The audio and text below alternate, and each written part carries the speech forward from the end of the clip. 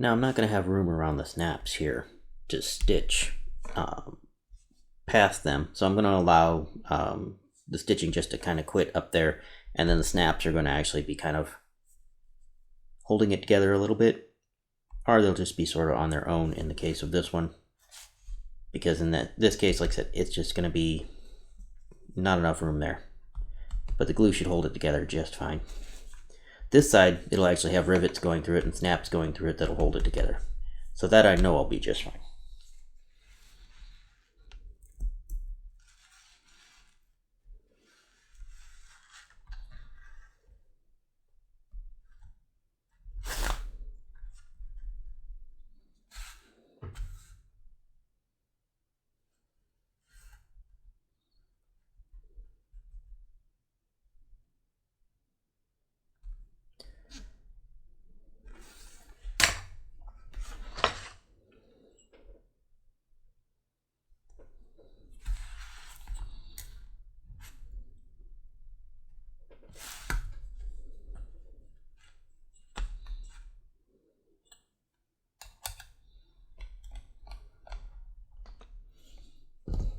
Now in this case, the customer doesn't want anything really fancy carved on it, so I'm just stamping a border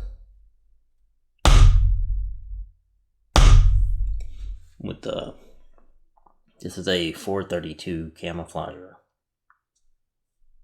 I think. Yes, 432.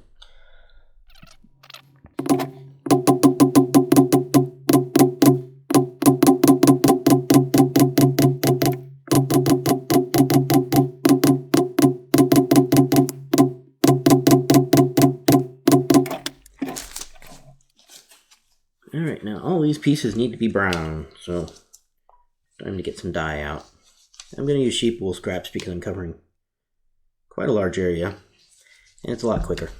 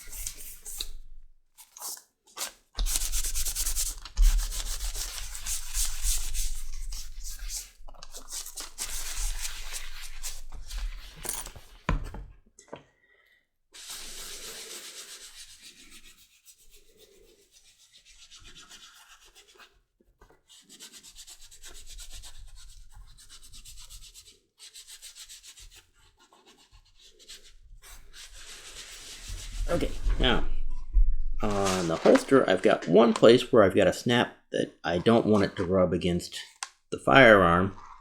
So this part that folds down and the other part's going to snap onto it for the thumb brake. So I want that snap to be set on the outside here, but not all the way through the liner. So I'm going to set it first before I glue the liner on.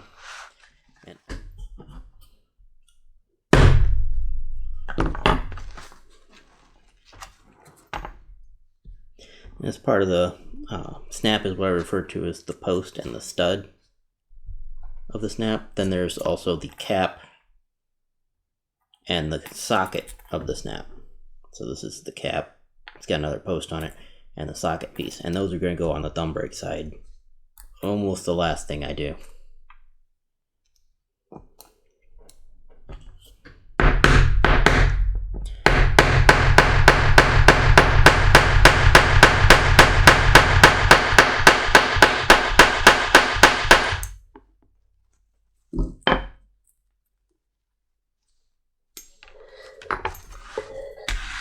Yeah, the usual Barge all-purpose contact cement is my weapon of choice for gluing things together. Not recommended for anybody that might have any sort of respiratory problems. If you can't see.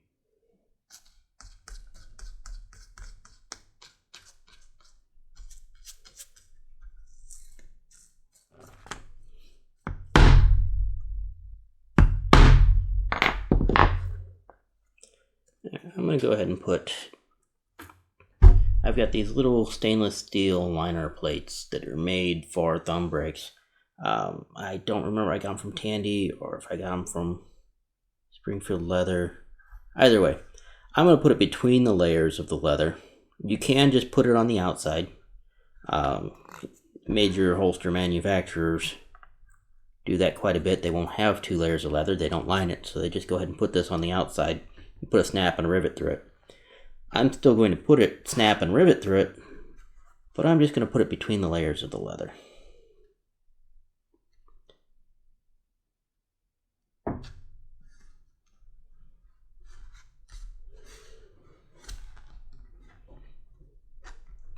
And let's stick down the back side of that and kind of fold the holster a little bit around it, so we get some of that shape already in there before we even have it all glued together.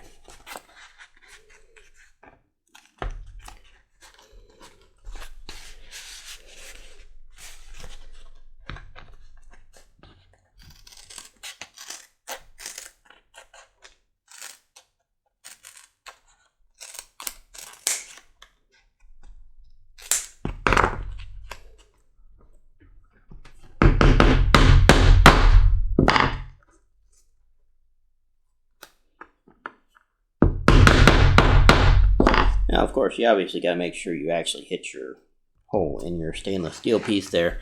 Otherwise, you've just damaged your punch, which in this case, I managed to hit the hole just fine. My punch is okay. But it is something to watch out for and be very careful of. Now let's get another rivet out. The rivet goes up at the top of this.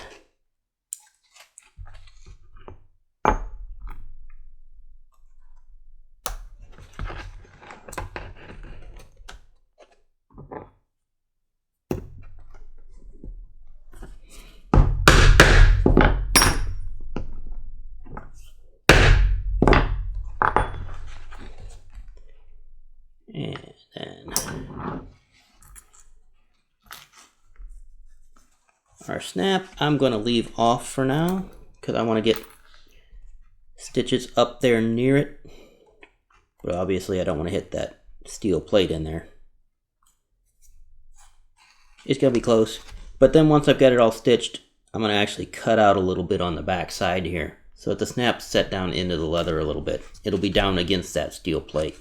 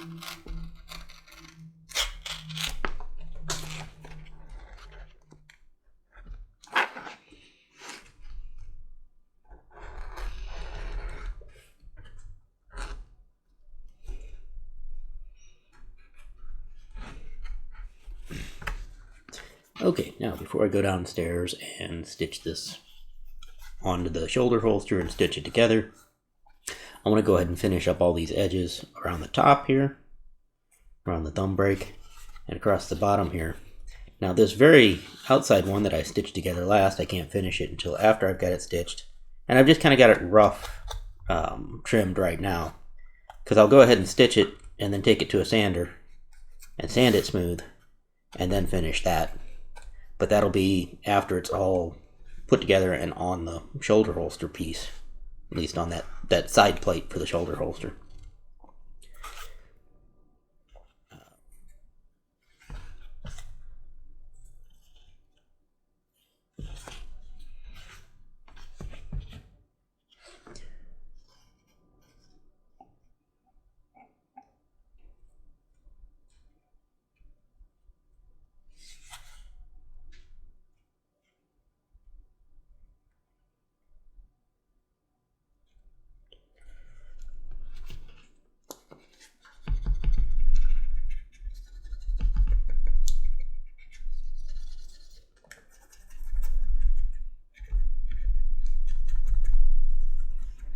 Okay, well, I've still got this open. Let's go ahead and set the snap for this.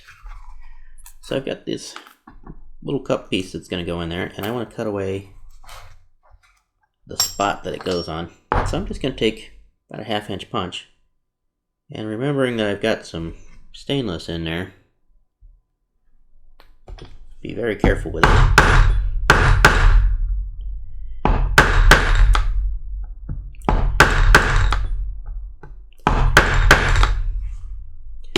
I don't really want to drive my punch into that steel.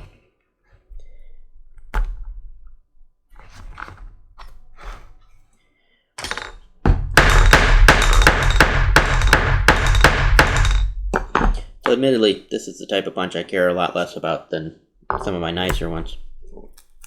Ah, there we go.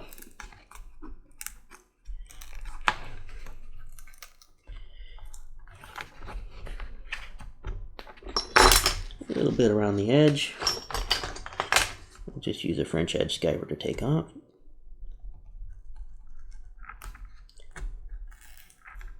There we go.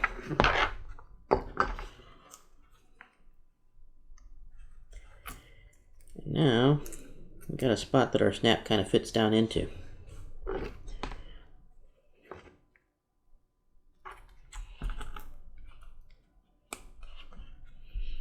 Cap through from the outside, put this on the inside, and set it with a setter.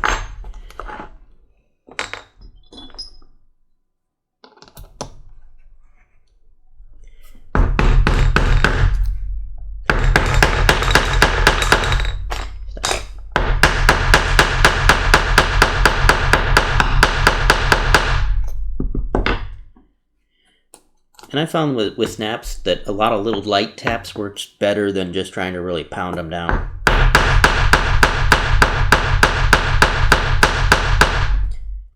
So I'm basically only just like bouncing my mallet on it rather than giving it a full swing. Yeah, it's still spinning a little bit.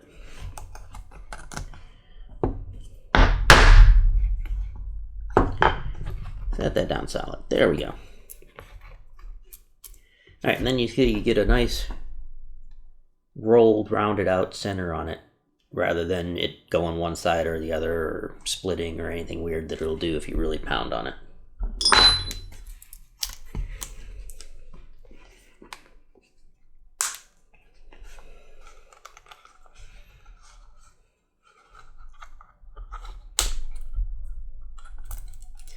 That's flexible enough, but when there's a firearm in there, it should hold up better.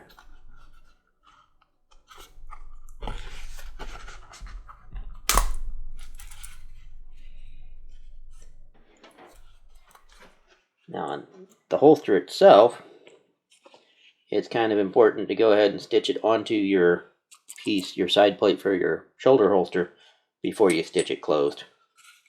And I like to stitch them to where I've got room to get the machine around that stitch on that seam when I do it. See if I can show that. It's where there's room here for the machine to clear it. So it needs to move down just a bit. Kind of a finger's width down from that edge. You can sort of feel it on the back there. And that's kind of where I place it.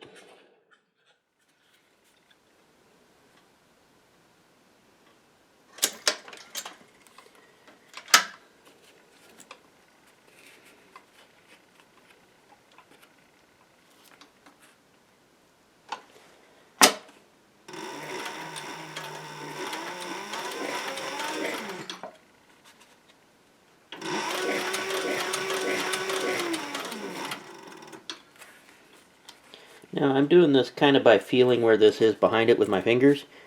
That's something you gotta be really careful of if you decide to do, so that you don't wind up with your finger getting caught in a machine.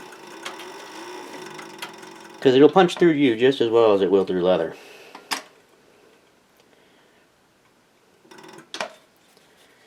I've heard several horror stories from people that have gotten stitched to their projects. I don't want to add to that particular body of work.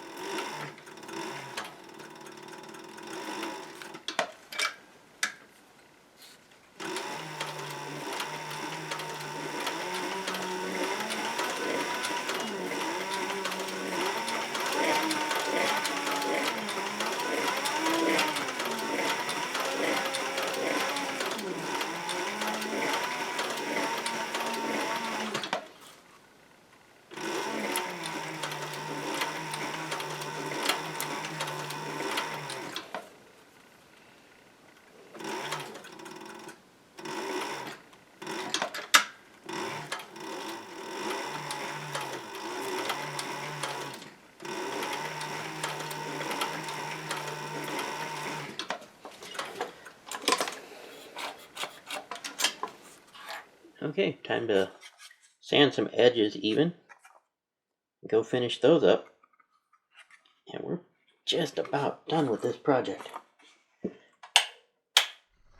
Okay, let's finish these up a little bit.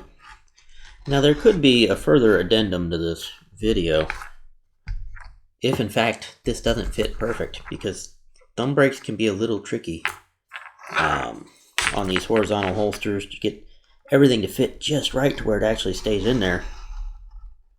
And so after I meet the customer and actually get a chance to try this holster with the particular firearm in it, I may have to redo it.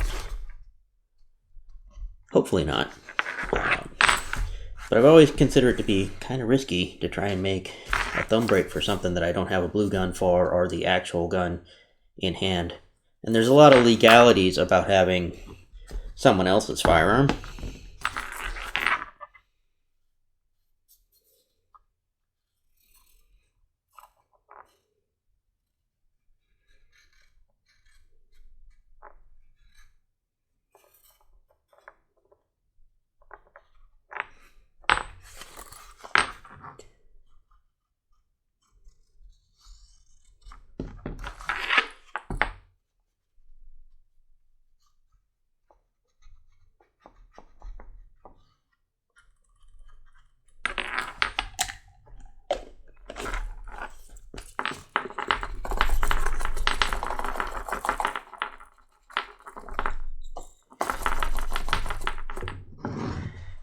pieces back on the shoulder rig, and then I get to go find out if it works. So this was part 2 of a video that was long and got broken into 3 separate videos. In particular, this was the holster section of it, but there's the shoulder straps were in the first video, and the magazine pouch is going to be in the third. If you haven't seen those videos, or somehow managed to get to this without seeing them, I'll put up some links in the floating boxes of YouTube on the screen as the video goes out. They'll probably be for one of the other videos, or for a playlist of the videos, so you can find them. Of course, you can always subscribe to our channel. That's over on this side of the screen usually, all the way through the video. And if you have any questions, feel free to put them down in the comments below. I try to get to answering them. I do read all the comments, but I'm not always real timely about answering them, but I try. But anyway, thank you for watching, and hopefully you'll see the rest of these videos.